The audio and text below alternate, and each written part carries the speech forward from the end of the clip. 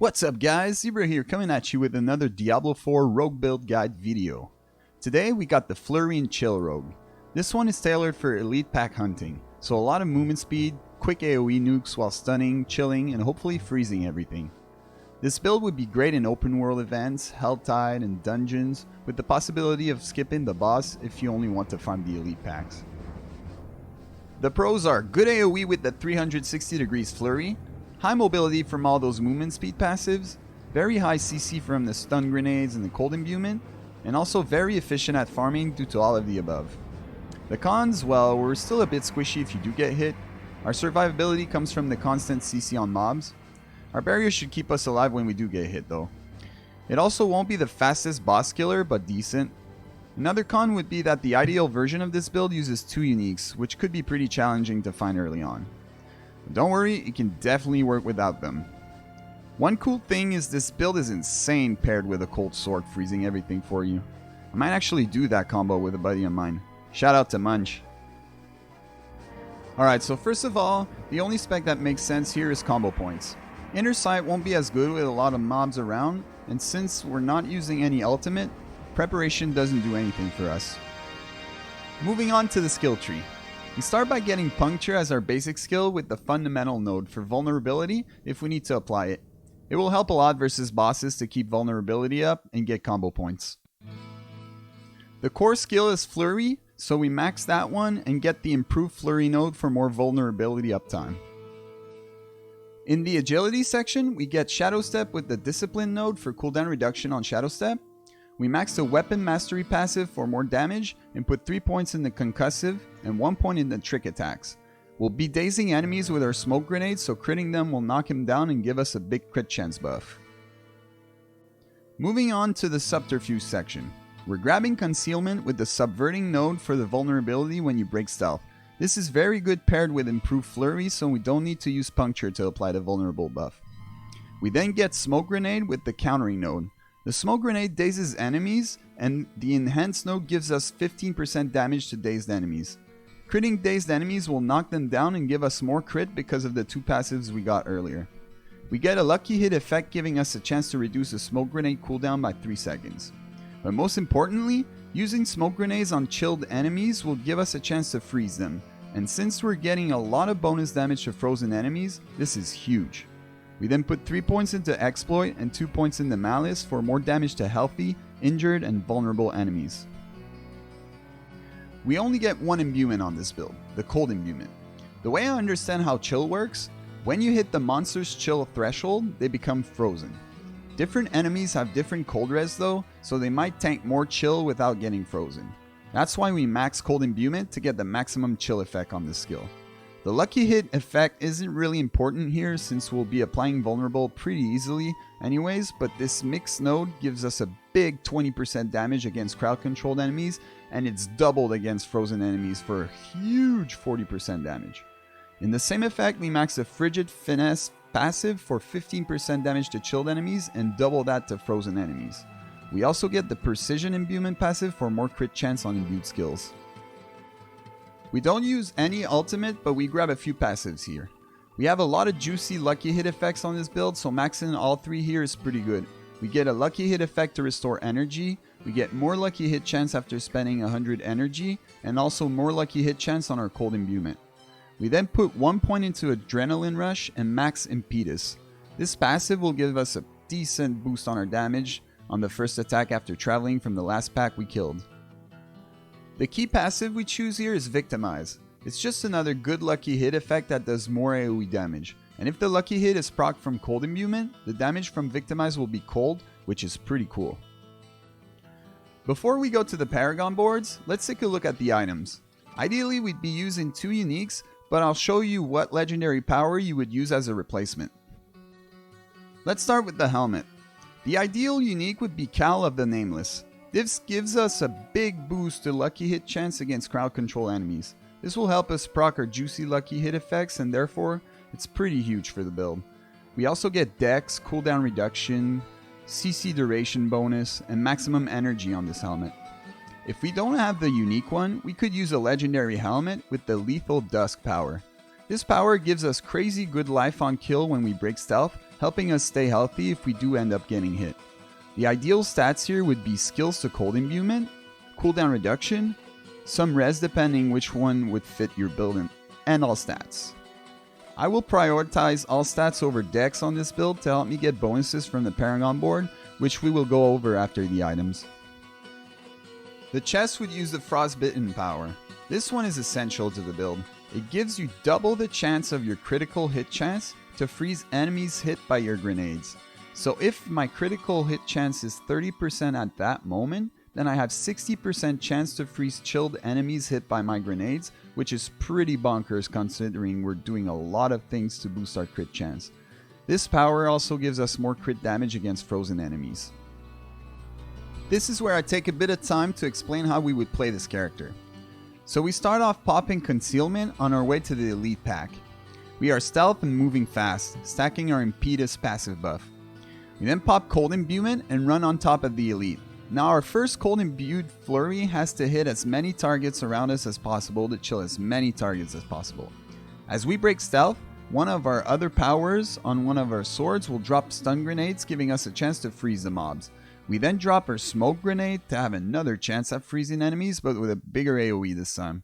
We can now attack with our second cold imbued flurry, which will do massive damage if enemies are frozen.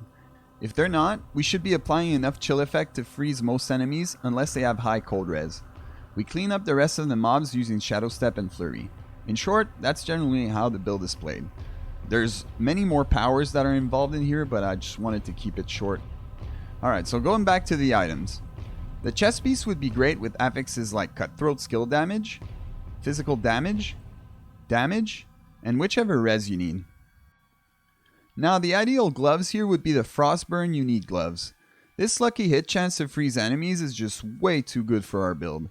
The affixes on it are pretty amazing too, with critical hit chance, cold damage, freeze duration, and even another lucky hit effect to restore energy.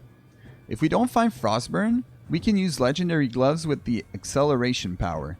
Getting increased attack speed on our flurry crits is going to help us clean up the rest of the monsters after most of them got wrecked in a couple moves.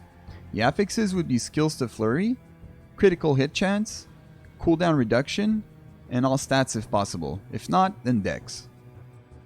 The pants would use the protector power. That barrier when you hit an elite is a big survivability boost and is nicely paired with the conceited power to give a little damage boost. The implicit on the pants would be barrier from using a potion while injured. The affixes would be skills to concealment and smoke grenades, all res, and all stats. The boots would use the shared misery power. This is a cool lucky hit that gives us a chance to spread our CC to unaffected mobs. This will help us clean up the mobs outside of our flurry radius if it procs. The implicit would be evade cooldown reduction from attacks. The affixes on the boots would be try res if needed and movement speed.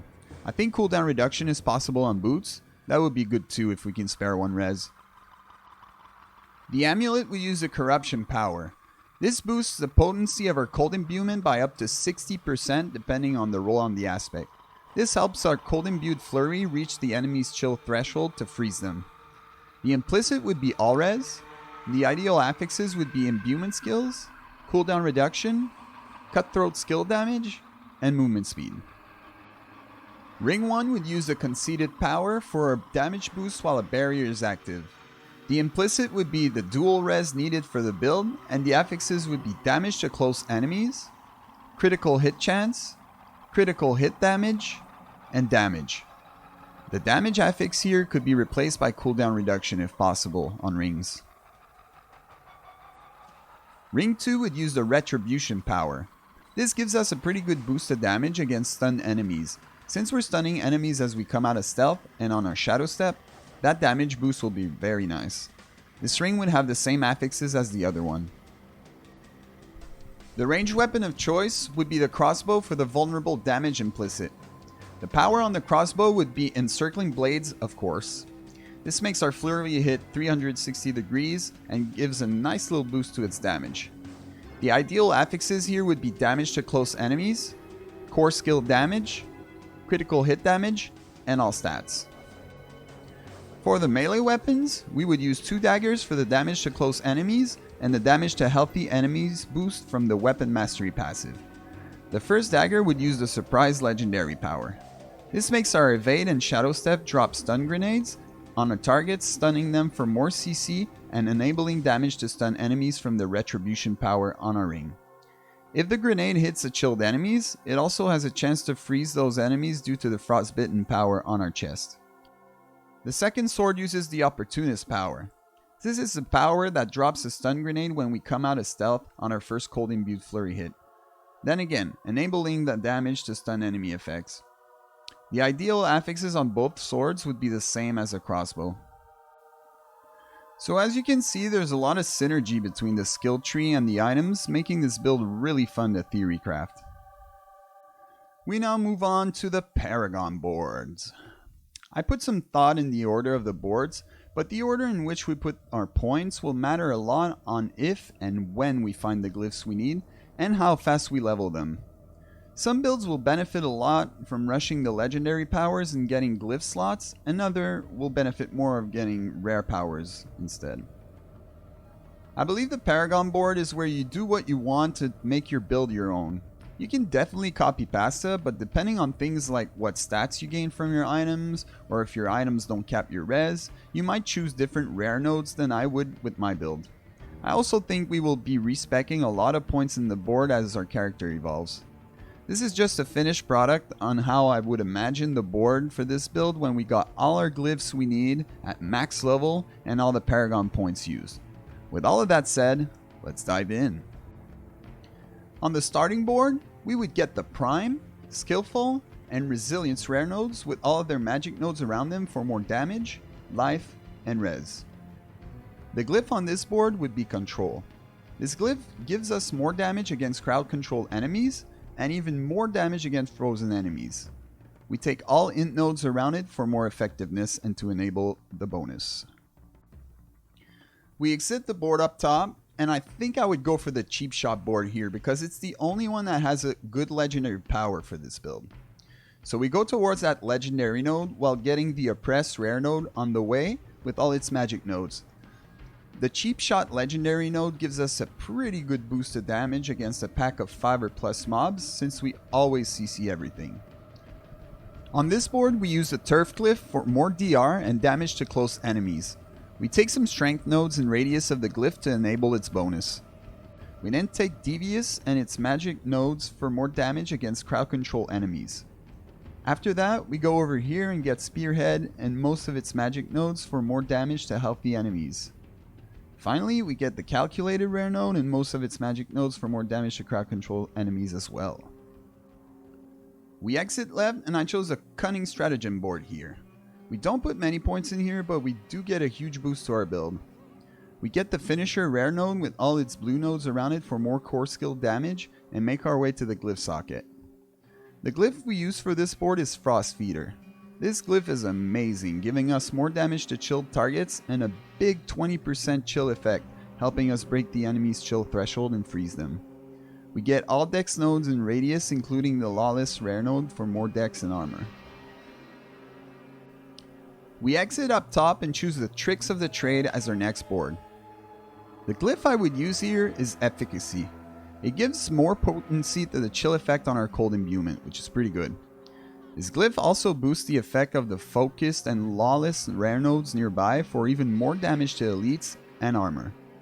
We take all int nodes in the radius of the glyph and also get the Havoc rare node nearby with all its magic nodes for more critical strike and physical damage.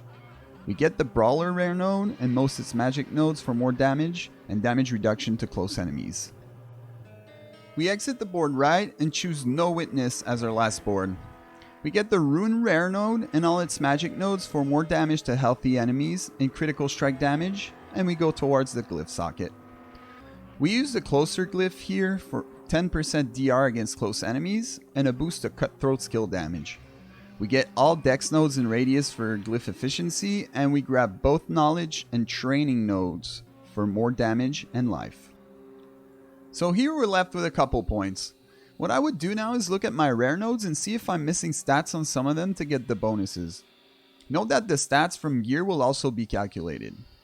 But let's say I would still need int and dex for these Havoc, focused, and finisher nodes to get their bonus. Well, I could use the last points to get more dex and int where I can on the board. See if you can get blue or rare nodes since they give 7 or 10 stats instead of 5. So there you have it, the Flurry and Chill Rogue. Learning more about the game every day, so if you want to keep up with the changes to the build, check the link to the planner from time to time as I will keep it updated. More rogue builds are coming up, so stay tuned for that. There will be a video focused on the leveling process after I got a few endgame builds done. I would appreciate a sub and a like if you enjoyed the video, and let me know in the comments how I could improve this build. I'd love to learn from y'all. I'm currently streaming Project Diablo 2, but will be streaming Diablo 4 from release on my Twitch. The link will be in the description. You can go follow me to make sure you don't miss the next stream. Hope you enjoyed the video, and I'll see you in the next one.